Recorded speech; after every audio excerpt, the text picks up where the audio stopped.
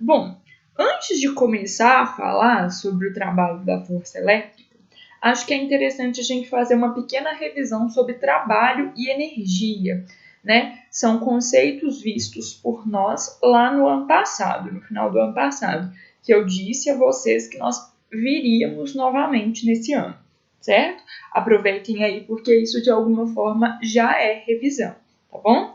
Bom, vocês podem acompanhar aí pelo slide algumas equações, tá? Essas equações elas são importantíssimas para a gente determinar o cálculo de trabalho, certo? Nós vimos anteriormente, então, que existem algumas formas de se calcular o trabalho realizado por uma força, certo? E que esse trabalho ele está sempre associado a uma transformação de energia. Então, sempre que há trabalho sendo realizado, nós observamos que ocorre transformação de energia de um tipo em outro. Por exemplo, de energia potencial gravitacional em energia cinética, de energia potencial elástica em energia cinética, de energia cinética em energia térmica e assim por diante, certo? Então, sempre que há trabalho realizado, nós temos aí transformação de energia. Aqui, essas equações mostram como calcular esse trabalho. Existem 2 ou 3 formas, tá certo? A primeira delas vem da definição de trabalho, tá? Essa que está aqui, ó, a primeira equação. Trabalho, que eu estou representando por esse T aqui, porque eu não tenho no computador aquela letra que a gente utilizava ano passado, tá? Que era tipo um 6, assim.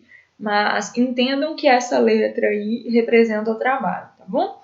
Então, trabalho, que é essa letra aqui, ela é igual ao produto da força pelo deslocamento e também pelo cosseno do ângulo entre os vetores força e deslocamento. Lembram disso?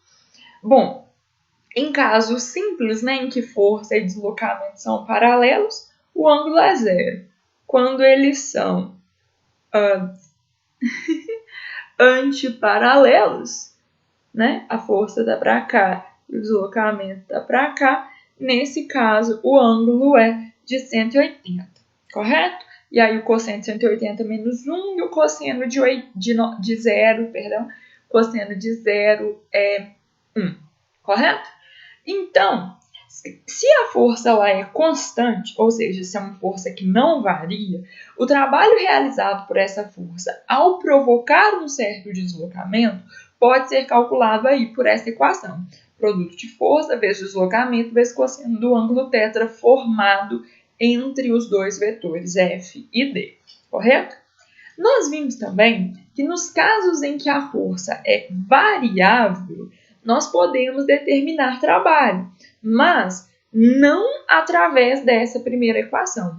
Nós temos que utilizar uma propriedade do gráfico da força em função do deslocamento, que é esse gráfico que eu tenho aqui para vocês. Ó. É um gráfico de força em função do deslocamento, e ele mostra como que a força varia com o deslocamento, correto?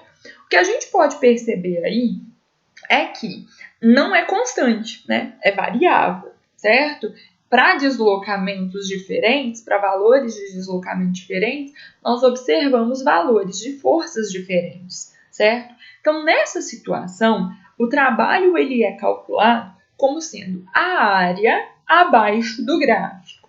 Aqui, por exemplo, eu estou querendo calcular qual é o trabalho realizado pela força entre D1 e D2. Então, o trabalho realizado compreende a área entre D1 e D2, correto? Se eu calculo aí essa área, eu encontro o valor do trabalho. Aqui essa área e o valor do trabalho são numericamente iguais, ok? Então, 2 formas aí da gente calcular o trabalho de uma força. Primeiro, se ela é constante, a gente usa a definição, força vezes deslocamento vezes cosseno do ângulo, ok? Se ela é uma força variável, aí nós temos que usar a propriedade do gráfico força em função do deslocamento. Com esse gráfico, nós encontramos que a área abaixo dele é numericamente igual ao trabalho realizado, certo? Uma outra forma de determinar o deslocamento é considerando o teorema da energia cinética. Tá aí para vocês. Ó. Espero que vocês lembrem dele, porque é um teorema muito importante na física. Tá? O que esse teorema diz?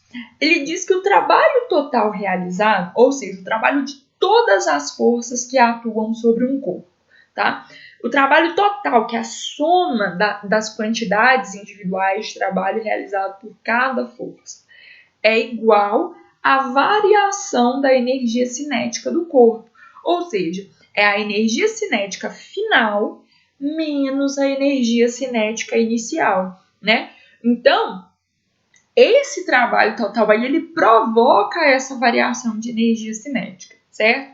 Lembrando que energia cinética pode ser calculada através dessa equação. Massa vezes velocidade ao quadrado dividido por 2, certo? Então, eu teria aqui ó, que o trabalho total é a massa vezes a velocidade final ao quadrado dividido por 2, mais menos a massa vezes a velocidade ao quadrado dividido por 2. Qual a velocidade nesse caso? A inicial, já que a gente está falando da energia cinética inicial, ok? Bom, em casos em que uma única força atua sobre um corpo, essa equação, trabalho total igual a variação da energia cinética, pode fornecer para a gente o trabalho dessa força, já que o trabalho total é igual ao trabalho dessa força, porque ela é única, certo? Então, essa equação também é uma forma de nós determinarmos trabalho, tá? Pode ser um trabalho total, como pode ser também o trabalho de uma única força, se essa força for única, atuando sobre o corpo, ok?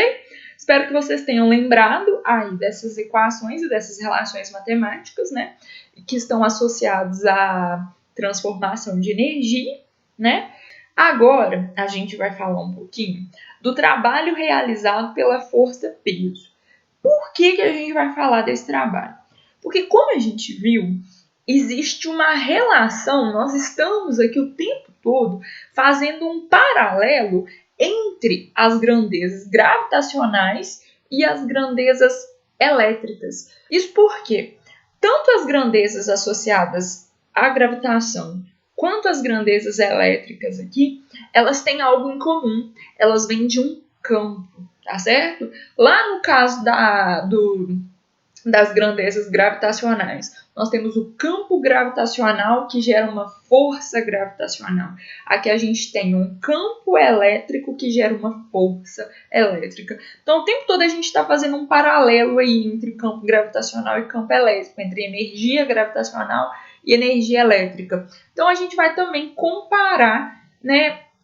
Vamos relembrar. Então, a gente vai aqui relembrar um pouquinho sobre o trabalho da força-peso para chegar ao trabalho da força elétrica, fazendo de novo aí esse paralelo, certo?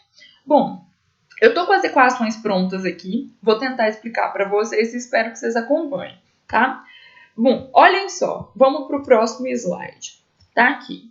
Eu quero que vocês imaginem a seguinte situação. Eu tenho aqui, olha, uma bolinha de massa M, e essa bolinha, ela é solta de uma determinada altura. Percebam só, é como se eu tivesse aqui um degrau, estão vendo? E ela é solta do degrau de cima, tá? Então, imaginem assim, ó, eu tenho aqui o nível de referência horizontal, aí, um pouquinho acima, eu tenho o primeiro degrau, depois eu tenho o segundo degrau, ok? A bolinha é solta lá do segundo degrau, certo? Então, a bolinha é solta e ela cai. Cai e chega no segundo degrau, certo? Essa bolinha, ao cair, ela sofre a ação da força-peso, uma força vertical para baixo. E é essa força-peso que provoca esse deslocamento vertical, correto? Então, a bolinha de massa M, ela cai realizando um deslocamento aqui, ó, que é chamado de D, correto? Quem provoca esse deslocamento é a força-peso vertical para baixo. Ela não está desenhada aí, não, mas vocês podem representar no caderno de vocês. Então, essa força-peso, ela realiza um trabalho. O trabalho da força-peso pode ser calculado, acompanhem aí, ó, pela equação. Trabalho do peso igual a força vezes deslocamento vezes cosseno do ângulo. Mas, ó, presta atenção. Força está para baixo. Deslocamento está para baixo. Quanto é o ângulo aqui? O ângulo, nesse caso, é 0. Cosseno de 0, 1. Então, por isso que não está aparecendo aí na equação. Tá certo? Então, o trabalho da força-peso é igual ao peso, que é a força que está atuando, vezes o deslocamento provocado. Só lembrando, nós estamos usando a definição de cálculo de trabalho para a força constante, porque o peso é considerado uma força constante para regiões próximas à superfície terrestre, tá certo? Nós vimos lá em gravitação que o campo gravitacional ele varia com a distância, só que essa distância ela tem que ser considerável, tá certo? Para distâncias pequenas, né, próximas à superfície terrestre, nós estamos considerando o peso como sendo uma força constante, ok? Certo? Bom, então continuando. Nós podemos escrever que o trabalho da força-peso, dado pelo produto do peso pelo deslocamento, pode ser assim, ó, reescrito dessa forma. Trabalho é igual a mg. Quem que é mg? É o nosso querido peso. Não é isso? Produto da massa pela gravidade, que é o campo gravitacional. Certo? Bom, vezes o deslocamento. Mas vamos olhar aqui para a figura. Quem que é esse deslocamento? Bom, observem que quando a bolinha está lá na sua posição inicial, certo? Lá no segundo degrau, ela está a uma altura em relação ao nível horizontal de referência. Eu estou chamando aqui, ó, de um H inicial, tá certo? Essa altura inicial, ela é maior que a altura final, já que a bolinha está caindo, ela está chegando para posições mais próximas à superfície terrestre, não é verdade? Então, a altura inicial é esse valor aqui, maior que a altura final, que corresponde à altura do degrau mais baixo, certo? O deslocamento, portanto, ele pode ser dado como sendo a altura final menos a altura inicial, concordam? Foi isso aqui que eu escrevi, ó. O deslocamento é a altura final menos a altura inicial. Essa distância menos essa distânciazinha aqui corresponde ao deslocamento, correto?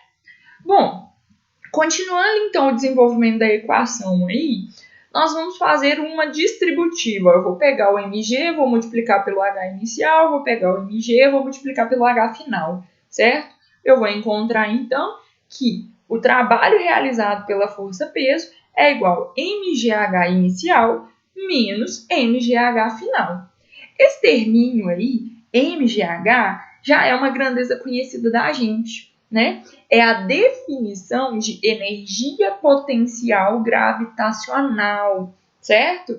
Então, o que eu tenho aqui, ó, nesse primeiro termo, nada mais é do que a energia potencial gravitacional que a bolinha armazenava lá naquele degrau mais alto. Era a quantidade de energia potencial gravitacional inicial da bolinha. Quando ela cai, a altura diminui em relação a esse nível de referência. Então, o que a gente tem aqui no final, ó, mgh final, é a energia potencial gravitacional final dessa bolinha. Está escrito aqui embaixo, né? Então, com isso, o que a gente vê? Nós vimos que o trabalho realizado pela força-peso pode ser calculado como sendo a energia potencial gravitacional inicial menos a energia potencial gravitacional final. Então, dentro de uma região de campo, como que nós podemos calcular o trabalho realizado pela força associada ao campo? É a energia potencial inicial menos a energia potencial final. Isso vale tanto para o campo gravitacional quanto para o campo elétrico. Ou seja, a equação que a gente tem aí, ela não é válida somente para trabalho da força-peso, ela é válida também para o trabalho da força elétrica. Só que ao invés de falar de energia potencial gravitacional, eu vou falar de energia potencial elétrica, certo? Ok? Fazendo esse paralelo aí, nós conseguimos determinar o trabalho da força elétrica, ok? Nós vamos voltar nele mais adiante, tá bom? Não se preocupem. No próximo vídeo.